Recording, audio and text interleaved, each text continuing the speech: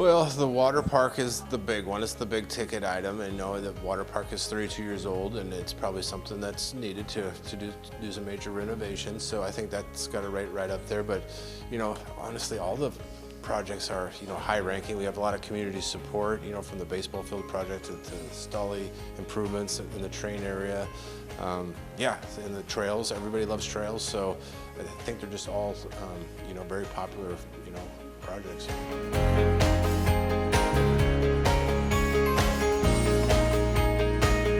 We heard a lot, from some of the folks who swim at the Island Oasis to even just community members, things that they would like to see, and then there was some great ideas that came out of that, with the putt-putt golf and the splash pad areas, and maybe some areas that are just more, family friendly, for some of the younger children.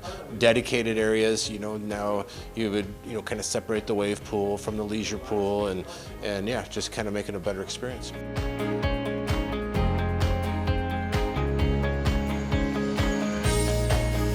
Yeah, it's just, like I said, it's time. I mean, again, I don't know if there is a great time, honestly, with, when you're asking for $16 million to, complete a project. But, these swimming pool projects, honestly, that's just what they are today. When you think about wave pools and leisure pools and splash pads and those type of things, they just add up.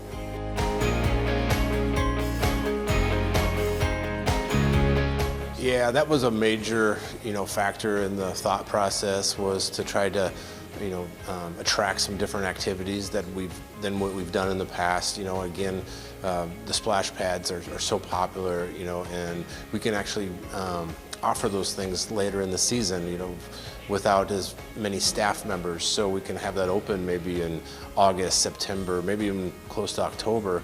And the putt-putt golf is the same way. So it's just another activity, and maybe can go a little bit longer than the traditional swimming season.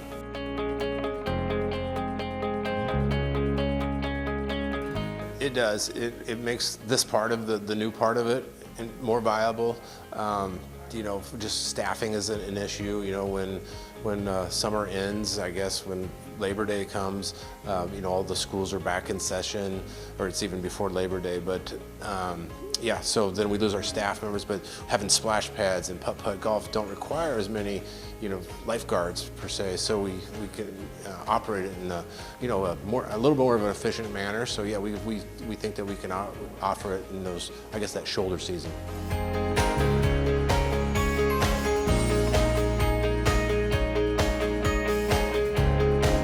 I think, again, Pat made a great presentation. The finance department, has done some great research, but it's really the food and beverage is a big piece of it. So those food and beverage dollars that are coming in that are really making a lot of these quality of life improvements. So I think that's I guess a big piece of it is that food and beverage is really making things happen in Grand Island.